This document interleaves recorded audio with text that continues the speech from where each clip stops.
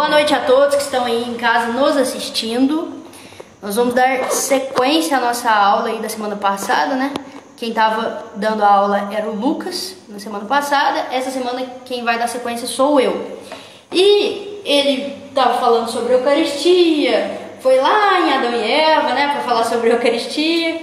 E aí ele pediu hoje para mim, Thaís, faltou eu falar sobre o Apocalipse, fala do Apocalipse. Então assim, não contente com todas as passagens que ele já tinha dito, ele ainda pediu para eu acrescentar, no livro do Apocalipse, fala sobre a Jerusalém Celeste.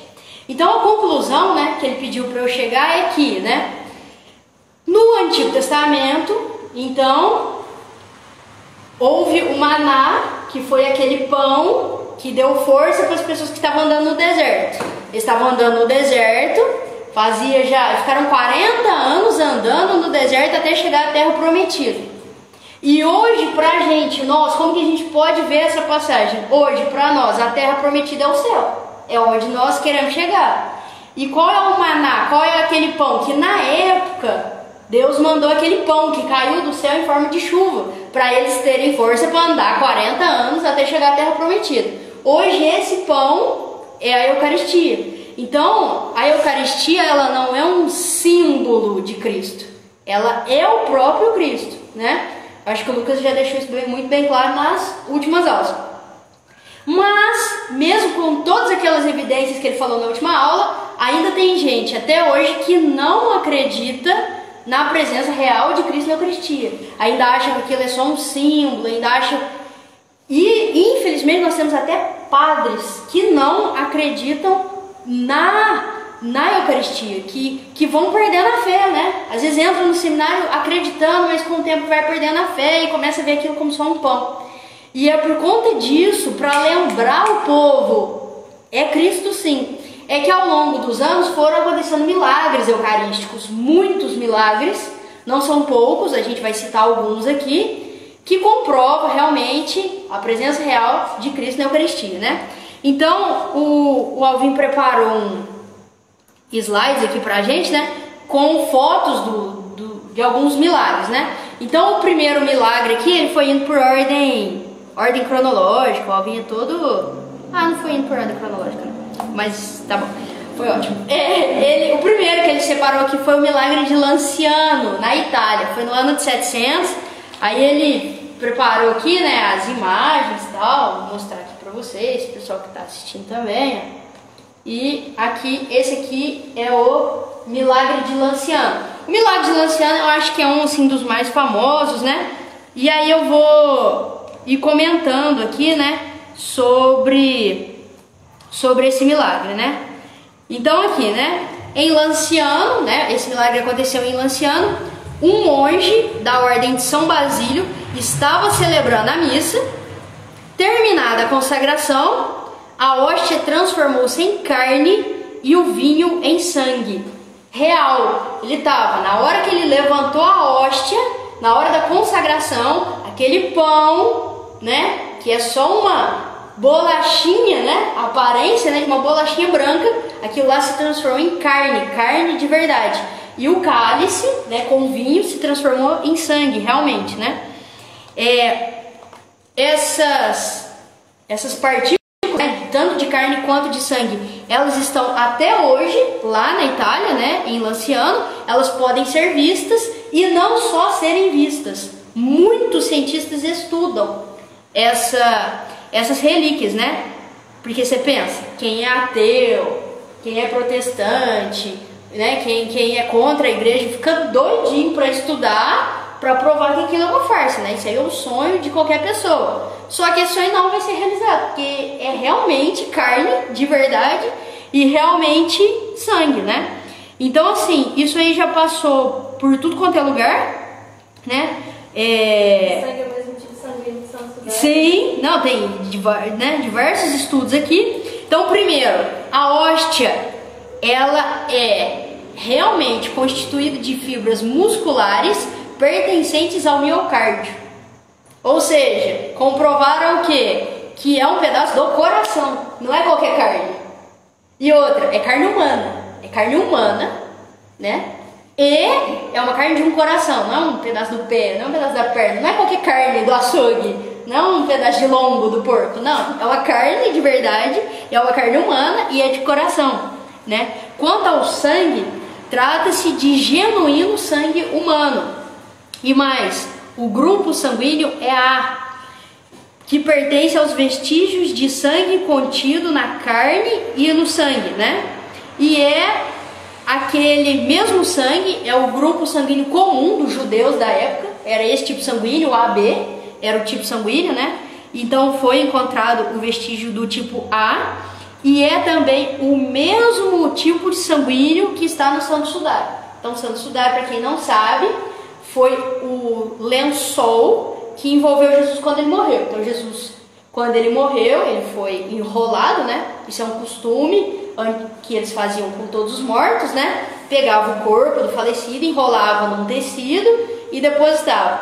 Depois, quando Jesus ressuscitou, aquele manto ficou, aquele lençol, e eles recolheram, né? E nesse lençol, obviamente sujo de sangue, né? Tem diversos estudos em cima dele, né?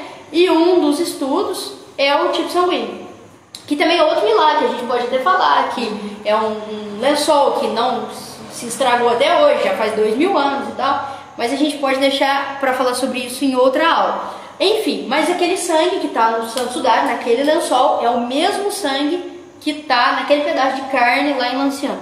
Uma observação, Thaís, que esse sangue, o milagre de Lanciano, está lá há mais de 700 anos. Sim, se fosse qualquer carne. Qualquer carne. Pega uma carne e deixa fora da geladeira por 4 dias e vê o que vira, né? E ali, ele não está na geladeira, ele está numa relíquia e não estraga, não apodrece a carne.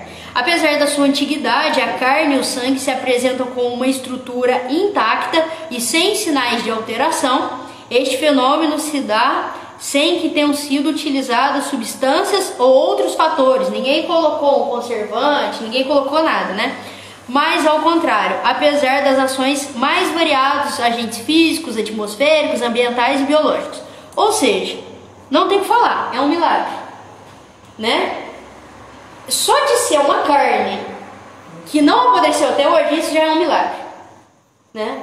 Fora que existem os relatos das pessoas que viram realmente que na hora que levantou a hóstia se transformou em cálice e até pingou, né? Pingou sangue ali naquele momento. Bom, então esse é o primeiro aí milagre eucarístico, é um dos mais famosos, né? Mas sabe o que ele fez? Tipo, ele continua a missa normalmente como se... A gente não pode parar a missa, né? Continua a missa, toca, né? A missa, apesar, a partir do momento que começa, não para. Mesmo se estourar uma guerra, começou a missa, vai até o fim. E esse foi o primeiro milagre, assim, né, que se tem notícia. E muita gente confunde, acha que é por conta desse milagre que existe a festa de Corpus Christi. E não é. A festa de Corpus Christi é de outro milagre que também aconteceu na Itália em 1263. Que o Alvinho, vamos ver, o Alvinho fez o favor de colocar aqui pra gente as fotos também. Tem até gota de sangue, ó, gota de sangue que caiu, né? Também na hora da Santa Missa, né? Isso tudo aqui, um dia o nosso instituto vai fazer uma excursão para Itália e a gente vai ver isso ao vivo, né? Bom, então nós temos aí, né, o segundo milagre em Orvieto, né, na Itália, 1263. A festa de Corpus Christi é uma festa do calendário litúrgico, né, que acontece sempre na quinta-feira depois de Pentecostes, próximo aí à festa do Sagrado Coração de Jesus também. A festa de Corpus Christi é a celebração em que solenemente a igreja comemora o Santíssimo Sacramento da Eucaristia, sendo o único dia do ano que o Santíssimo Sacramento sai em procissão nas ruas da cidade. É o único dia, né, que o ostensório sai, e é justamente para relembrar esse milagre que daqui a pouquinho eu vou contar mais. Nessa festa, os fiéis agradecem e louvam a Deus pelo inestimável dom da Eucaristia, no qual o próprio Senhor se fez presente, né? E aí ele começa a contar sobre a história de como que surgiu, né? O padre Pedro da Boêmia, celebrou uma missa na cripta da igreja, na Itália, né? E aconteceu um milagre. A gente sabe que, pelos relatos, esse padre Pedro era um padre que já tinha perdido a fé na Eucaristia. Isso é uma coisa que infelizmente acontece com alguns padres, que vai passando o tempo, né? E às vezes parece que esquece, né, daquele ardor do início do seminário, né? Então, ele estava lá celebrando a missa e no meio, né, da celebração, a hora que ele levantou a hóstia também consagrada, começou a pingar sangue. Começou a pingar e pingou no corporal, pingou na toalha do altar ali. E aí, né, depois da missa, o Papa, ele vivia numa cidade próxima, né, a esse milagre. E aí ordenou ao bispo que levasse as relíquias de Bolsena, que foi onde que aconteceu, para Orvieto, que era onde o Papa estava, e isso foi feito em procissão. Quando o Papa, e aí então a procissão saiu, né, a procissão sai para encontrar o Papa, que estava em outra cidade, só que o Papa também sai em procissão para encontrar com eles.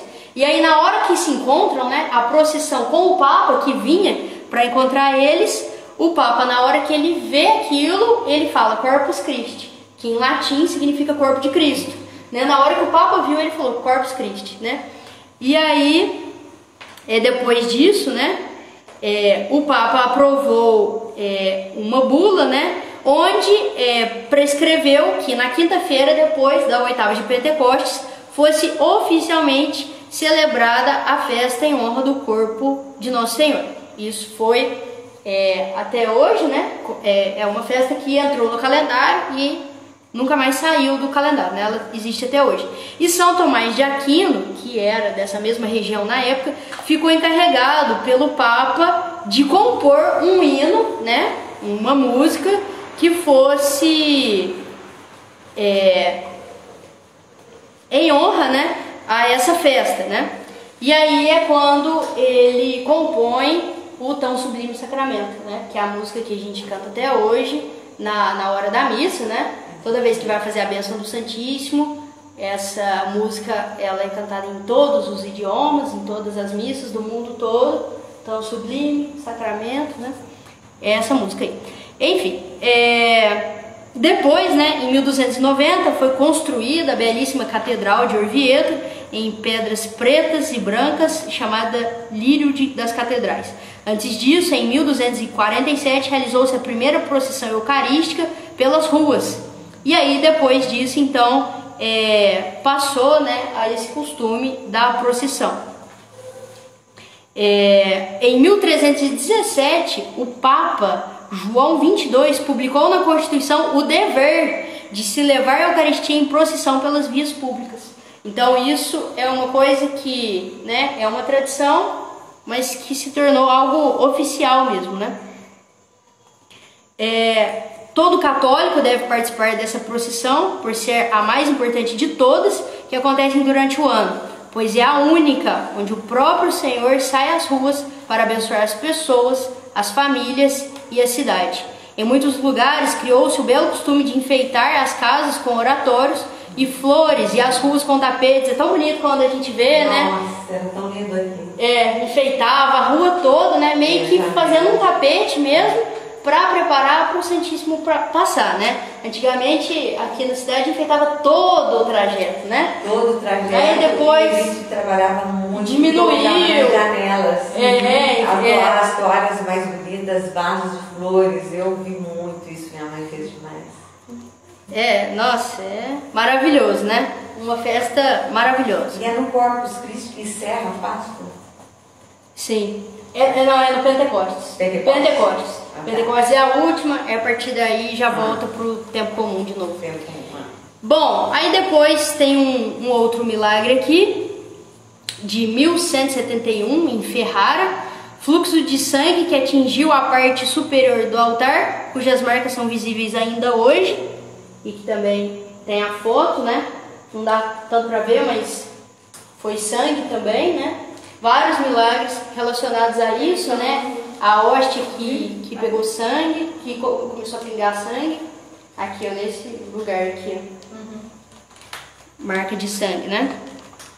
Então, 1171, aconteceu este milagre na Basílica de Santa Maria, no século XII. Propagava-se com perigo a heresia de Berengário de Tours, que negava a presença real de Cristo na Eucaristia. Aos 28 de março de 1171, o padre Pedro de Verona, com 3 sacerdotes, celebravam a missa de Páscoa. No momento de partir o pão consagrado, a hóstia se transformou em carne, da qual saiu um fluxo de sangue que atingiu a parte superior do altar, cujas marcas são visíveis ainda hoje. Há documentos que narram o fato. Um breve do cardeal, bula de Eugênio IV, cujo original foi encontrado em Roma em 1975, mas a descoberta mais importante deu-se em Lourdes. Em 1981 foi encontrado um documento em 1197 que narrava esse fato, né? Então, um documento super antigo, em 1197, que já narrava esse fato, então, que fazia 26 anos que tinha acontecido. E é bacana esse, né? Falar que foi numa época que estava forte uma heresia que negava a presença real de Cristo na Eucaristia. O Alvinho, não sei se o Alvinho está assistindo a gente aqui agora, mas ele fala uma coisa sempre para mim, e é muito certo isso, né? Que Cristo, ele não abandona a barca, né? Que é a Santa Igreja, né? Então, assim, às vezes parece que o trem está afundando, né? A gente vê tanta coisa, a gente vê coisas erradas da parte do clero, padres, e às vezes a gente parece que desanima, né? Meu Deus do céu, né? A gente começa até a desanimar. Mas uma coisa que o Alvin muito fala, né? Que Cristo não abandona a barca, né? Tem até uma passagem da Bíblia, né? Que os discípulos estavam lá, Jesus estava dormindo, o vento começou a agitar, o mar agitado, o barco parecia que ia afundar. Eles olharam, Cristo lá dormindo, mas não é possível que ele está dormindo, o negócio aqui quase afundando. E Cristo realmente, simplesmente acorda, né? Manda o vento parar, as ondas cessarem e para, né? Então, assim, às vezes a gente parece que está vivendo isso, né? Muito tumulto, né? Muita divisão dentro da própria igreja, muitas brigas, e aí, às vezes a gente pensa assim, acho que Jesus está dormindo, né? Não é possível que ele não vai fazer nada, né? Mas assim, ele não abandona a barca, né? De forma alguma. Então, esse foi o terceiro milagre aí. Depois tem mais um milagre aqui, ó.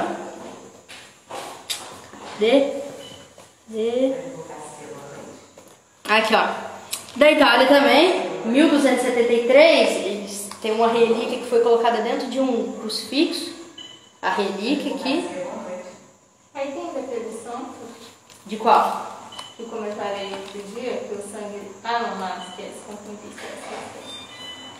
Esse aqui, de 1273, Ricciarella, devota imprudente, realizava práticas supersticiosas com a Eucaristia. Em uma dessas profanações, a hóstia se transformou em carne e sangue. Foram entregues ao padre Giacomo e são conservados até hoje. Há muitos testemunhos históricos do fato, né? Então, de um lado a gente tem a história de um padre que não acreditava, de outro a gente tem a história de uma mulher que pegava para fazer superstição, né? E quanto isso existe até hoje. Existe uma superstição muito forte de pegar a hóstia da sexta-feira da Paixão. Mas isso é uma coisa que toda sexta-feira da Paixão o ministro tem que ficar de olho, porque a pessoa entra na fila da comunhão, pega e sai, porque superstição que dá sorte, pegar a hóstia sexta-feira da Paixão. Então existe isso é uma coisa que existe até hoje, né? Às vezes na igreja, né, eu já vi várias vezes o ministro correndo atrás, né, e mandando comungar. Comunga agora, né? Teve um fato que aconteceu com você quando você era ministra, né? Minha mãe era ministra de Eucaristia, ela foi dar comunhão, a pessoa pegou, né? E não comungou, né? E aí o ministro que estava do lado foi atrás e falou comunga, né? E a pessoa não quis, né? Aí pediu 3 vezes, aí por fim falou em nome de Jesus comunga, né? E aí a pessoa foi e colocou na boca. Então, isso é uma coisa que acontece até hoje. E aconteceu aqui em 1273, né? A pessoa pegou para fazer superstição, né? Como se fosse... Que ano mesmo? É 1273. né? Então tem pessoa assim que brinca, né? O negócio acha que é qualquer coisa, é o corpo de Cristo, né? E as pessoas brincam, né? Não acreditam na presença real, comunga em pecado mortal, não tá nem aí. Então assim, nesse momento ela pegou e aí a hóstia se transformou em carne, né? E sangue, e tem diversas testemunhas e até hoje, né, tem vestígios, né, desse milagre. Depois nós temos outro aqui, 1330, em Cássia, também na Itália. Também tem um milagre até hoje, ele está aqui dentro desse relicário. O pedaço aqui do sangue, ó, sempre fica... Você viu? Depois eu ponho no grupo o negócio, que é melhor para todo mundo ver as fotos, né? Eu ponho lá no grupo depois. Então assim, é um milagre de 1330. Hoje esse milagre é celebrado em Cássia. Em 1330 um sacerdote foi levar o viático, né? Quem não sabe, o viático é aquela última comunhão quando a pessoa está doente, né? A última comunhão antes de morrer. Foi levar o viático ao enfermo e colocou indevidamente, de maneira apressada e irreverente, uma hóstia dentro do breviário. Breviário é aquele livrinho de oração, né? O padre, né, pegou, abriu o livro, colocou a hóstia dentro como se fosse um marca-página, né? E foi levar para o doente, né? Na pressa de levar, em vez de pôr, né, no lugar certo, é a teca, né, que coloca a hóstia com todo cuidado, né? Ele colocou dentro do livro, né? E no momento da comunhão, quando ele abriu o livro, a hóstia tinha virado sangue, né? E estava todo o livro dele, as páginas sujas de sangue. Então o sacerdote apressou-se em entregar o livro, né, para um frade agostiniano, o qual levou para Perúgia e a página manchada de sangue, e para Cássia a outra página onde a hóstia ficou presa, né? Ela grudou e virou sangue. A primeira página perdeu-se, mas a relíquia é atualmente venerada na Basílica de Santa Rita. Então uma das páginas perdeu, mas a outra, né, onde ficou grudada a hóstia, ficou. Depois nós temos outro milagre aqui. Mas é exposto em igreja, né? Sim, igreja. Todos esses milagres, todos ficam impostos, não é nem igreja, né? É uma basílica grande que se constrói, né? Devido à grande quantidade de peregrinação que começa a acontecer, né? Todos eles são local que aconteceu. Eles colocam uma basílica. Não, de forma alguma. Depois um outro milagre aqui, ó. Turim, na Itália. E inclusive também é onde está o Santo Sudário, né? Em Turim. Na Alta Itália ocorria uma guerra furiosa pelo Ducado de Milão. Os piemonteses saquearam a cidade. Ao chegarem à igreja, forçaram o tabernáculo, é o sacrário, né? Tiraram o ostensório de prata no qual se guardava o corpo de Cristo, ocultando dentro de uma carruagem juntamente com outros objetos roubados, e dirigiram-se para Turim. Então eles roubaram pelo valor, né? Porque o ostensório é feito de ouro, né? Caro, ou prata, né? Crônicas antigas relatam que na altura da igreja, o cavalo, né, que eles estavam na carroça, né, parou bruscamente a carruagem, o que ocasionou a queda por terra do ostensório. O ostensório se levantou nos ares com grande esplendor e com raios que pareciam os do sol. Os espectadores chamaram o bispo da cidade, que foi prontamente ao local do prodígio. Quando chegou, o ostensório caiu por terra, ficando o corpo de Cristo nos ares a emitir raios. O bispo, diante dos fatos, pediu que lhe levassem um cálice. Dentro do cálice, ele desceu a hóstia, que estava levitando no ar, que foi levada para a catedral com grande solenidade. Era o dia 9 de junho de 1453. Existem testemunhos contemporâneos do acontecimento. Até hoje, né, existe a igreja, né, até hoje atesta esse prodígio. O ano que aconteceu isso, 1453. Existem relatos, né, de pessoas que escreveram sobre isso. Então, assim, padre que não acreditava, padre que colocou de qualquer jeito, pessoa que pegou para fazer superstição, e agora um ladrão que roubou, né, o ostensório pelo valor dele, né, e aconteceu um milagre. Depois a gente tem mais um aqui, 1730, na Basílica de São Francisco, em Siena. pátria de Santa Catarina de Sena, né, por isso o nome dela, foram jogadas no chão 223 hóstias consagradas por ladrões que roubaram, né, o cibório, que é aquele cálice, né, onde fica, de prata onde elas estavam. 2 dias depois, as hóstias foram achadas em caixas de esmolas misturadas com dinheiro.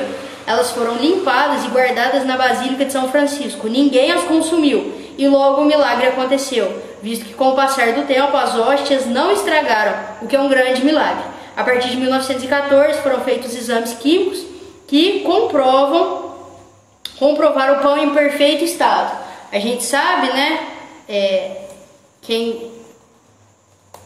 não sei se você já chegou a ver, se foi acólita, que a hóstia ela estraga. Você já viu hóstia estragada? Não. A hóstia estraga, ela embolora. Inclusive, quando fica guardado muito tempo, né? Hóstia não consagrada, assim, né? Às vezes eles deixam lá no armário, fica muito tempo sem consumir e dá bichinho, né? E ela embolora. Isso é muito comum de acontecer, né? E aí, no caso das hóstias não consagradas, eles queimam, né? Quando acontece isso, né? Mas nesse caso aqui, as hóstias, elas foram guardadas, né? O ladrão chegou, jogou as hóstias no chão e pegou só o cibório, que era de ouro, deixou as hóstias no chão. Eles pegaram a hóstia e guardaram, e essas hóstias estão até hoje, né? Isso aconteceu em 1730. E elas foram encontradas? Foram encontradas, eles jogaram no chão, né? E foi encontrada em caixa de esmola junto com dinheiro, e elas estão conservadas até hoje, né? Então, mais um milagre assim eucarístico, né? Essas hóstias eram hóstias consagradas mesmo, né? Então, agora tem um aqui de Portugal, tem também a imagem aqui, ó, né? Eles deixam dentro do relicário, né, com um pedaço aqui, ó, né? Depois eu vou pôr lá no grupo, né, todas as imagens, para vocês verem direitinho. Mas isso aqui, a gente digita na internet milagres eucarísticos, acha isso aqui tudo, né? E todos são lugares visitáveis, né? Um dia vocês forem na Europa, vocês podem visitar todos esses lugares, né?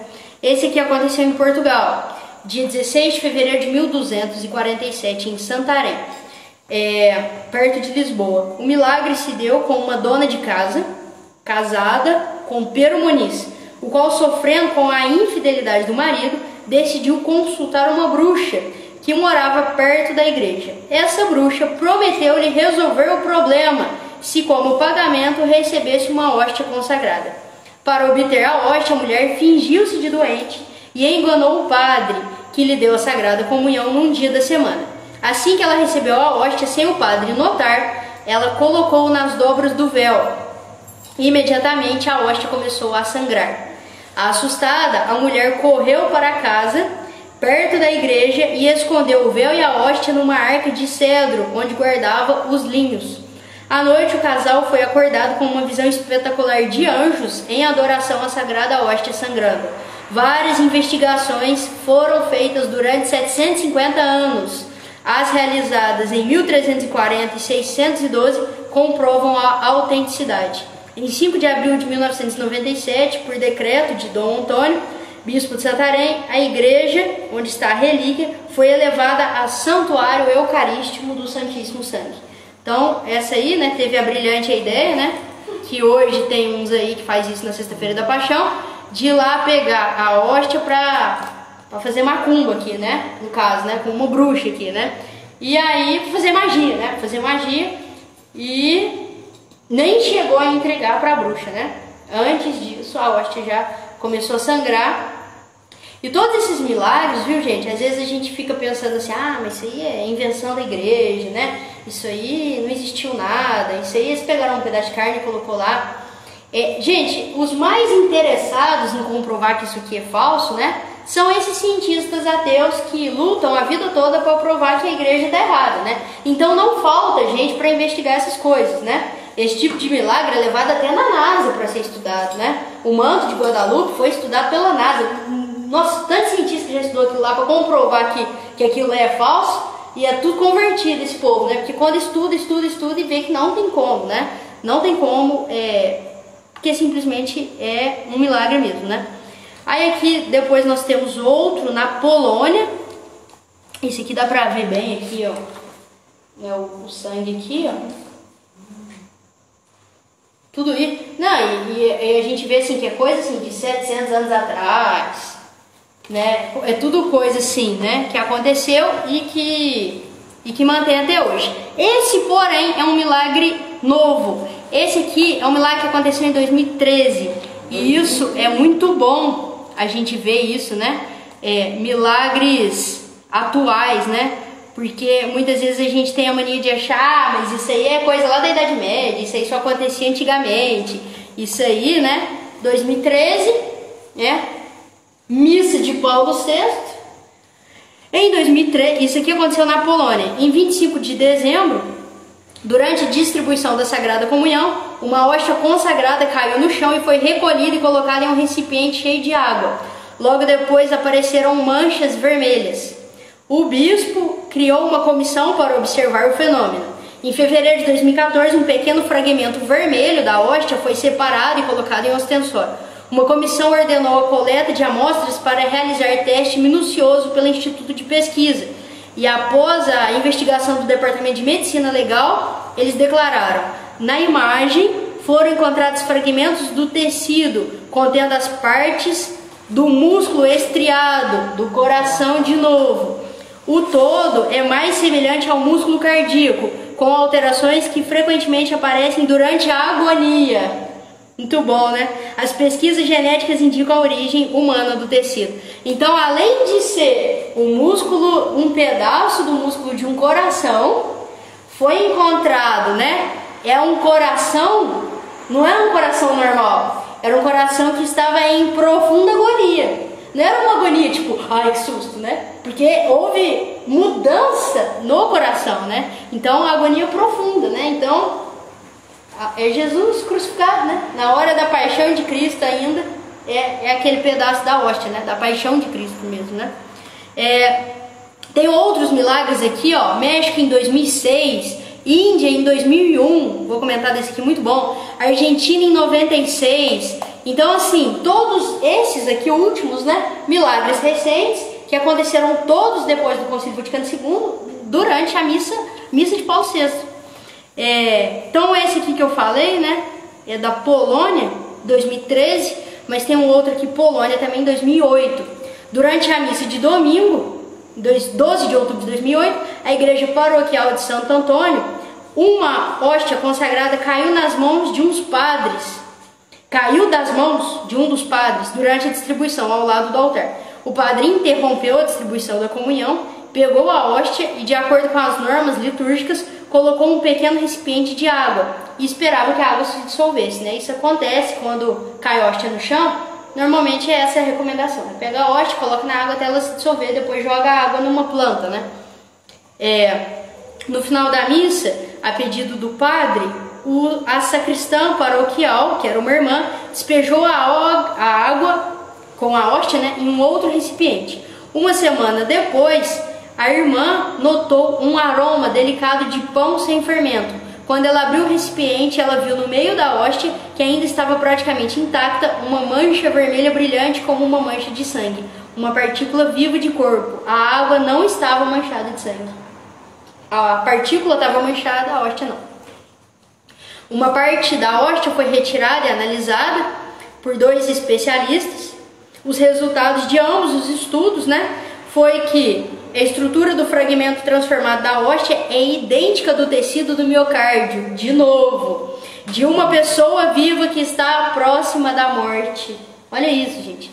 A estrutura das fibras musculares do coração está profundamente entrelaçada com o do pão, de uma maneira que é impossível alcançar com os meios humanos, né, essa separação.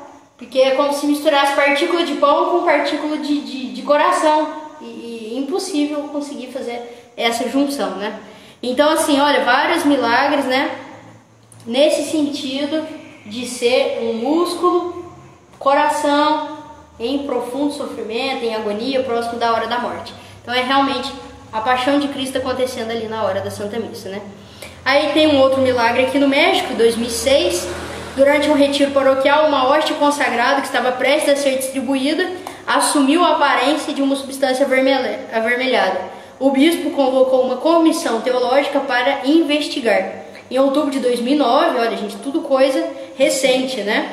Porque a gente viu aqueles lá de 700, mas aqui acontecendo anos aí nosso, né? Poucos anos. E o que foi a conclusão que chegaram, né? Com esse sangue que eles estudaram? A substância avermelhada analisada corresponde ao sangue no qual há hemoglobina e DNA de origem humana. 2 estudos conduzidos por eminentes especialistas com diferentes metodologias mostraram que a substância se origina do interior, excluindo a hipótese de que alguém poderia tê-la colocado de fora. O tipo sanguíneo é o AB, né? Quem é o tipo AB, ele também tem o A, né? Então tem o A e tem o B. Então o tipo sanguíneo é AB, semelhante ao encontrado na hoste de Lanciano e no Santo Sudário de Turim. Uma análise microscópica revela que a parte superior do sangue está coagulada.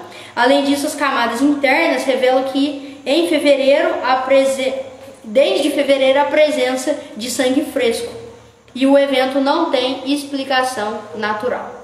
E depois a gente tem uma outra na Índia, em 2001, também nesse sentido. O que a gente vê, é muito legal, é que são de lugares diferentes do mundo. É Índia, é Argentina, é México, é Itália.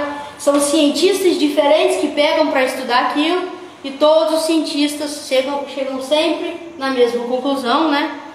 E lembrando também, Thaisa, falando de cientistas, que no Vaticano tem equipe de cientistas. Tem. E o Vaticano também não vai dizendo que é um milagre, assim, qualquer coisinha que você vai falando. Eles pesquisam para atestar que aquilo realmente é atestado pela igreja, que é um milagre. Sim, Eles não vão deixando. E tem um último aqui, né, que é o último que eu vou comentar aqui, que aconteceu na Argentina em 96, que a hóstia consagrada tornou-se carne e sangue, né, na hora da missa, e aí foram levadas para o cardeal da época analisar, e o cardeal era Jorge Bergoglio, que é o nosso Papa Francisco, né, nem sonhava em ser Papa na época, né, ordenou o cardeal Jorge, né, na época, ordenou que se chamasse um fotógrafo profissional para tirar fotos do acontecimento para que os fatos não se perdessem. Depois foram conduzidas pesquisas de laboratório coordenadas, né, aí pela equipe de cientistas. Os estudos mostram que a matéria colhida da hóstia era uma parte do ventrículo esquerdo, músculo do coração de uma pessoa com cerca de 30 anos, tipo sanguíneo AB, e uma pessoa que tivesse sofrido muito com a morte, tendo sido golpeado e espancado. Esse aqui foi mais profundo ainda, né? Milagre que aconteceu na Argentina em 96, pouquíssimo tempo atrás. Os cientistas que realizaram o exame, os estudos, não sabiam que era material proveniente de hóstia consagrada. Isso aqui é uma coisa importante, né? Muitas vezes os cientistas, eles entregam para o cientista e não falam o que é. Não falam, isso aqui é uma hóstia, não falam. Examina isso aqui pra mim, vê o que é, por favor. Esse pedaço de carne aqui, examina, por favor. E não fala que é justamente para não induzir os cientistas. Então eles entregam e falam, tem um pedaço de carne aqui, descobre pra mim o que é, por favor. E aí eles chegam nessas conclusões aqui, né? Sempre de coração, e esse mais preciso ainda, né? Ainda conseguiu descobrir que é uma pessoa com cerca de 30 anos. Jesus morreu com 33, né? E só depois, né, é que foram falar para ele que era uma hóstia. E eles foram, obviamente, surpreendidos, né? Porque haviam encontrado glóbulos vermelhos, glóbulos brancos pulsando durante a análise, como se o material tivesse colhido direto de um coração ainda vivo, né? Então, estava pulsando ainda, né, os glóbulos vermelhos e brancos.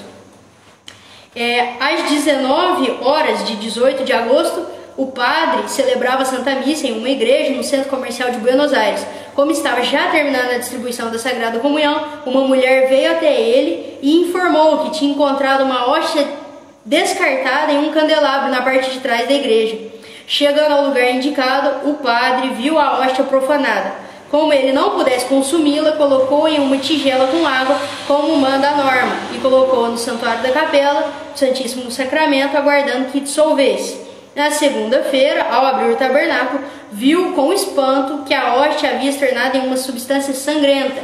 Relatou o fato então ao arcebispo local, que era também Dom Jorge Bergoglio, né, que determinou que a hóstia fosse fotografada profissionalmente. Isso aí é um milagre, né? A hóstia, ela não sofreu decomposição, né, alguma. Então, isso aí né? E ainda tem outros, né? Mas assim, a gente ficaria aqui até meia-noite se fosse para ver todos, né? E todas as evidências que tem, né? Então assim, não há que se falar. São milagres reais que nem os cientistas mais ateus do mundo que sonham em desmentir não conseguem, né? E eu gostaria até de comentar uma coisa aqui sobre o Evangelho de São João, no capítulo 6, tem 3 passagens seguidas. E eu gostaria de terminar com essas 3 passagens seguidas. Primeiro, a primeira passagem fala sobre a multiplicação dos pães.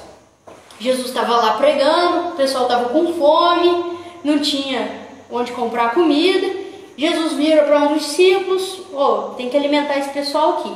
O discípulo vira e fala: aqui só temos 5 pães e 2 peixes. Ele manda o povo assentar e distribui o pão para todo mundo e ainda sobra. Pão e peixe para todo mundo e ainda sobra. Logo em seguida, o relato é de Jesus caminhando sobre as águas. Os discípulos estão lá dormindo. De repente, quando eles acordam de madrugada, eles estão no mar, velejando lá. Quando eles olham, Jesus está andando sobre as águas. Morrem de susto, né? Em seguida, se a gente for olhar, está exatamente em sequência. É a multiplicação dos pães, depois vem a passagem de Jesus andando sobre as águas, e em seguida vem João 6, aquele discurso da Eucaristia, em que ele fala claramente que aquilo, né, o meu corpo, que vai ser dado por vós. E até muita gente fala: não, que isso, e o povo se afasta. E se aquilo fosse só um símbolo, ele teria falado: não, peraí, gente, não foi isso que eu quis dizer. Não, o pessoal acha estranho, vai embora e ele deixa. Tipo, se vocês não acreditam, é problema de vocês. É isso e pronto, acabou. E aí é muito interessante a análise que o professor Felipe Aquino faz em um livro, que ele fala o seguinte, que primeiro, Jesus quis mostrar para o povo que ele fazia o que ele queria com o pão. Ele tem total domínio sobre o pão. Depois, em seguida, quando ele anda sobre as águas, ele fala para os discípulos, né, que ele tem total domínio sobre o próprio corpo. Então, primeiro ele fala: o pão, eu tenho domínio sobre ele. Em seguida ele fala: o meu corpo, eu tenho domínio sobre ele. E aí depois, em seguida, ele faz o discurso da Eucaristia, provando então que ele tem o total domínio sobre o corpo dele, sobre o pão, e ele pode muito bem fazer do pão o próprio corpo, né? E é exatamente isso que é a próxima passagem aí, que é o Evangelho de João, capítulo 6, né? Então, assim, realmente algo incontestável, né? Então, é muito triste ver, assim, que ficou muito forte agora, por conta da pandemia, né? O hábito da missa pela televisão. É lógico que é muito bom a gente assistir a missa pela televisão. Nós tivemos um período aí que as igrejas estavam fechadas, né? De março do ano passado até maio, assim, não tinha mesmo como ir à missa. Então, a missa era pela televisão e pronto, né? Mas já vamos aí para maio, né? Junho, julho, 6, 7, 8. Uns 9 meses já, né? Que aos poucos, paróquia por paróquia, foi aos poucos voltando a celebração da Santa Missa, né? Então, assim, é muito importante que nós voltemos à missa. É muito importante isso. Voltemos à Santa Missa, né? A gente tem que sair de casa para trabalhar, a gente tem que sair de casa para ir no mercado, né? Lógico que a gente tem que se cuidar, mas a missa não é um passeio, né? Não é assim: não, eu só faço o essencial, eu só trabalho, vou no mercado, eu só faço o essencial porque eu tô com medo do Covid. Gente, mas a Santa Missa, ela é essencial. Ela é essencial, né? Da mesma forma que o mercado é essencial, que ele alimenta o meu corpo, a Santa Missa é essencial porque alimenta a minha alma. Eu acho que ficou mais do que provado aqui, né? Com essas 2 aulas, né? Desde a aula passada do Lucas, com a minha hoje, que é o próprio corpo de Cristo, né? E é o maná que vai dar força pra gente chegar à terra prometida, que é o céu. Então, gente, enquanto aí, infelizmente, a gente temos regiões aqui no nosso país que não tem missa, né? Quando a gente vai lá para a Amazônia, lá, o quanto que é raro ter missa lá. E aqui a gente tem a oportunidade que, se a gente quiser, a gente consegue na missa praticamente todos os dias. Aqui na nossa cidade. Tirando terça-feira, né, que não tem missa em lugar nenhum aqui na cidade, quem quiser ir na missa todos os dias, né, segunda, quarta, quinta, sexta, sábado, domingo, consegue. Então, assim, não vamos desperdiçar isso, né? Nós estamos nós estamos, por mais que, né, a gente fala muito mal, né, fala mal da diocese, fala mal, mas assim, nós estamos numa diocese privilegiada. Nós temos que agradecer muito a Deus, a diocese que nós estamos, né, a nossa diocese, o nosso bispo, os nossos padres, que nos proporcionam a possibilidade de podermos comungar praticamente diariamente. Nós não estamos numa diocese perfeita, não estamos. Nós temos problemas? Temos problemas com alguns sacerdotes? Temos. Mas nós estamos numa diocese privilegiada e isso é uma coisa que tem que ser falada. Por mais que a gente reclame, e a gente está numa diocese privilegiada e dentro de um país privilegiado. Porque se você for lá para o Oriente, aí que você não vai ter missa mesmo. Então estamos dentro de um país privilegiado, que tem seus defeitos, que tem seus problemas. Infelizmente nós vemos a igreja muito dividida, católicos contra católicos, mas nós temos que agradecer a Deus por estarmos onde estamos hoje, por estarmos na diocese de Guaxupé, que é uma diocese que nos proporciona, né, a possibilidade de irmos à missa praticamente todos os dias, né? Isso é algo raríssimo. E quantas pessoas têm o sonho, né, de estar num lugar privilegiado desse, que tem a oportunidade de receber o corpo de Cristo quando quiser, praticamente, né? E eles estão resguardando muito, né? Estão muito cautelosos. Não está tendo aquela aglomeração. Sim. Hoje permite vários, né? Se for outros dias que não tem nada aglomeração. Sim, nós temos 5 paróquias, é bem distribuído, né? Confissão. E aí, pra terminar a nossa aí, uma frase aí. Às vezes a gente reclama, né? Confissão a gente também reclama às vezes, né? Nossa, mas não é possível. Só tem confissão de quarta e sexta nessa cidade. Cara, né? Tem gente aí que faz confissão uma vez por ano, né? É lógico que o certo seria confissão diária, né? Os padres atendem essa confissão todos os dias. Mas a nossa realidade é uma realidade muito boa. E aí o Alvin colocou aqui uma frase, né, de São João Paulo II. A celebração da Eucaristia não é só o dever mais sagrado, mas sobretudo a necessidade mais profunda da alma. Muito bonita essa frase de São João Paulo II. Gente, então não vamos desperdiçar a oportunidade, né, de ir à Santa Missa, de forma alguma. Certo? Eu vou encerrar aqui, ó. Mas é importante também de comungar e comungar bem, né? Comungar e comungar bem, né? E aproveitar esse ano aí de São José e ainda conseguir indulgência, né? Procurem saber, tá lá no Instagram do Padre Paulo Ricardo, ele colocou todas as formas de ganhar indulgência nesse ano de São José, que são várias formas. Certo? Agradecer ao pessoal que assistiu a gente, que entrou.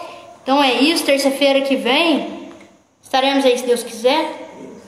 Tá certo? Então é isso, fiquem com Deus. Deixa eu encerrar aqui.